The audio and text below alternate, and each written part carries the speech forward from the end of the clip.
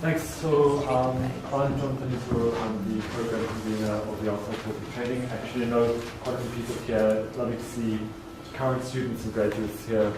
And in a way, maybe the graduates will have witnessed the evolution of what I'm going to speak to about today, which is about digital coursework as assessment in our psychotherapy training.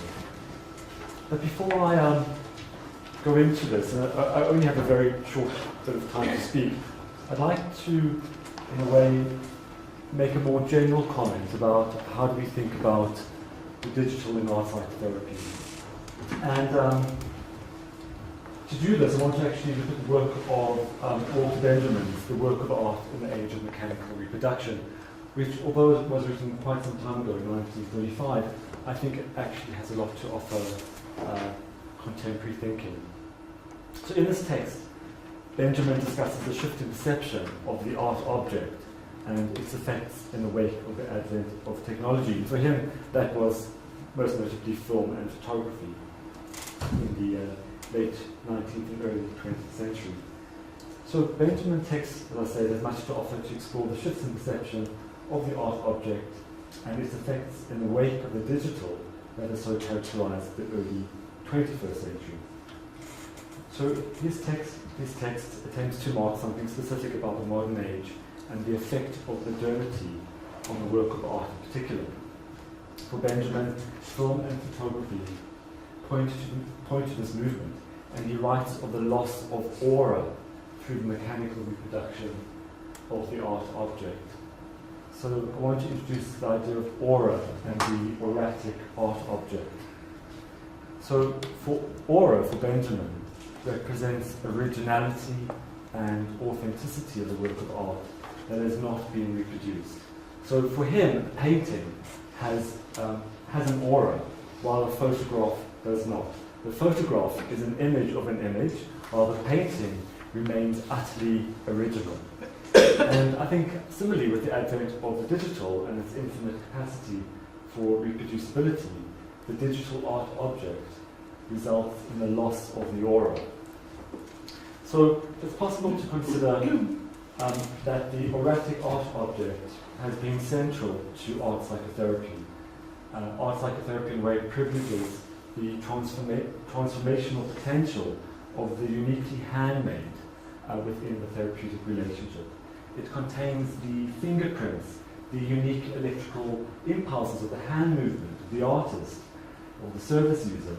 And it's this direct connection to the art materials that gives expression to the inner world and forms the content of the art therapeutic relationship.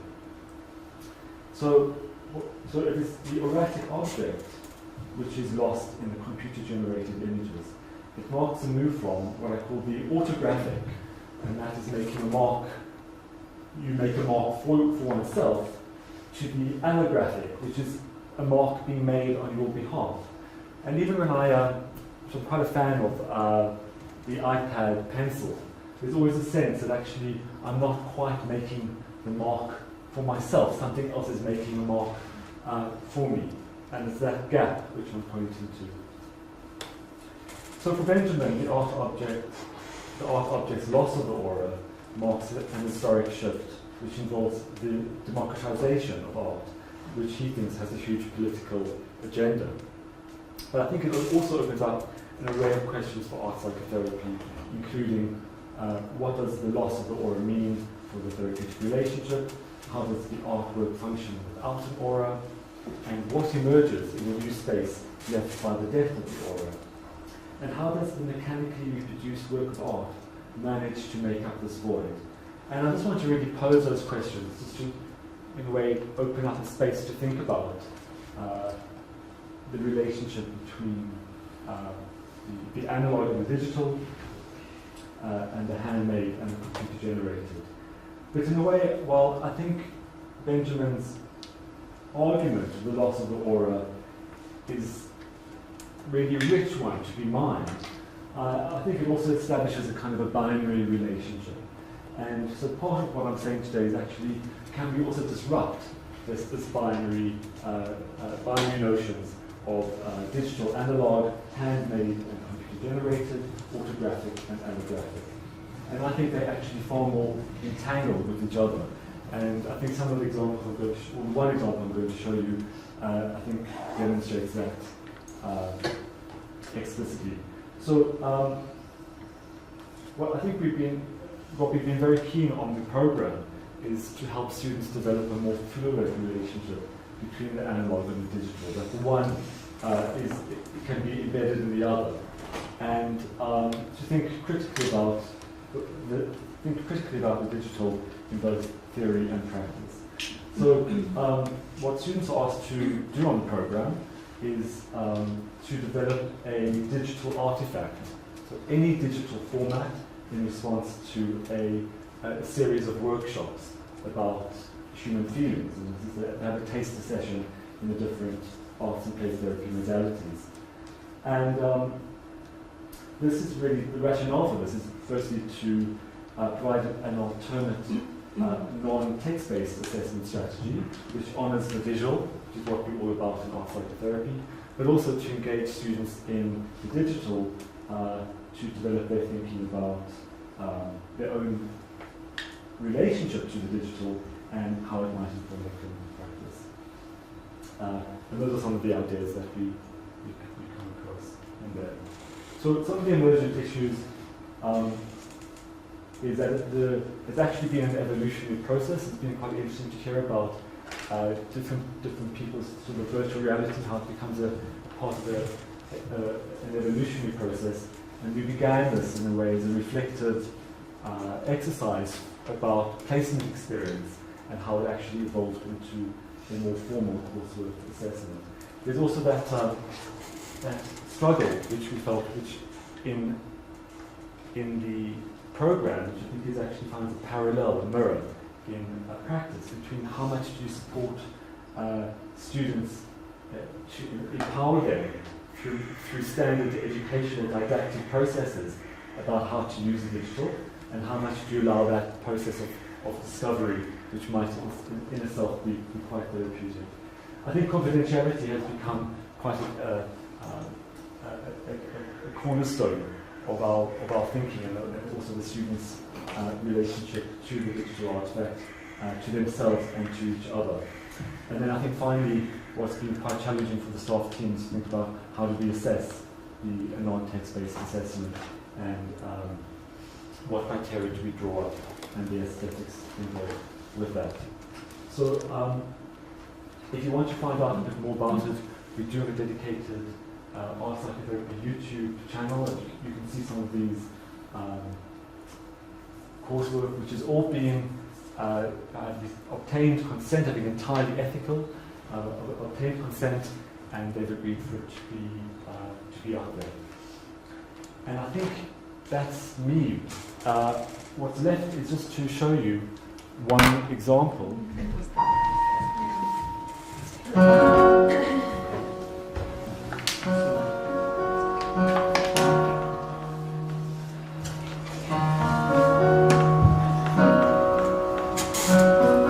Animation, I reflect on my participation in the arts therapist workshops, where I had the opportunity to experience how emotions might find expression. Emotions are impulsive mental and physical reactions to stimuli. We're hardwired to feel primary emotions such as fear, anger and sadness, and these emotions will manifest themselves in different ways depending on life experiences. Kellner refers to emotions as social sensory systems or social phenomena that help us form attachments. The affective emotions can be complex, often resulting in vacillating moods, behaviours and reactions, and these will be played out in the therapeutic relationship. Norcross defines the therapeutic relationship as an interpersonal relationship with curative goals, checking in with each other, nurturing the relationship and repairing alliance ruptures. An awareness of what constitutes a healthy therapeutic relationship, what emotions are and why we feel the way we do, make it possible to create conditions conducive to exploration and expression. Recognizing complex emotions and transference within a therapeutic relationship can enable a productive relational alliance to develop. Felton refers to transference, in which patterns of feelings from the past break through into contemporary relationships, thereby distorting individuals' perceptions of themselves and those with whom they are connected. Being conscious of one's own emotions and their affects make it easier to spot transference and counter-transference within the therapeutic relationship. My client is irritating me. I should think deeper about this and figure out why. I don't like the therapist. It's the way she looks at me. In the arts therapies workshops, I was allocated the emotion rage as my theme for expression. I was uncomfortable with this, as anger was an emotion that I'd been hardwired to contain in my childhood. In the music therapy workshop, I was reticent in my engagement with my first chosen instrument, the xylophone, playing a mellow, cyclical rhythm, preferring to depict passive rage, perhaps displaying an instinctive suppression, while trying not to disturb the group. I took an identical approach with my use of the singing bowl, two potentially very loud instruments played nowhere near their maximum volume. This was similar to my experience in the play therapy workshop, where my emotions when portraying rage were embodied in the sensory play with no overt vitality effects or expression of anger. On reflection, I wondered if this was an unconscious flight from my shadow. When asked to depict the opposite of rage in the art therapy workshop, my immediate feelings were of relief followed by calm. My unconscious creation was of a crucible meticulously crafted. Reflecting on this, the slow, methodical, careful vitality effect when making was an overt reflection of my feelings toward the symbolic relevance of the crucible. Perhaps it was me sitting safely in a protected symbolic nest. Again, I had a similar experience in the dance therapy workshop where I was uncomfortable with expressing rage and relieved when asked to think of the opposite emotion. This reiterated my thinking about my shadow. In the drama therapy workshop, we worked in pairs on an exercise that metaphorically depicted the therapeutic relationship. I was slightly apprehensive in view of the tactile nature of the exercise, but nonetheless energized.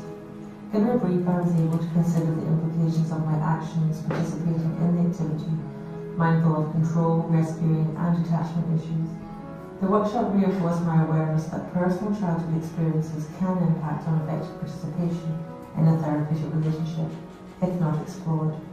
While self-exploration is a continuous process, I naturally endeavour to understand personal complexes, organically adopting the approach proposed by Greenberg and Pavio, who stated that the natural process of feeling can be depicted as a set of phases: emergence, awareness, owning, expressive action, and completion.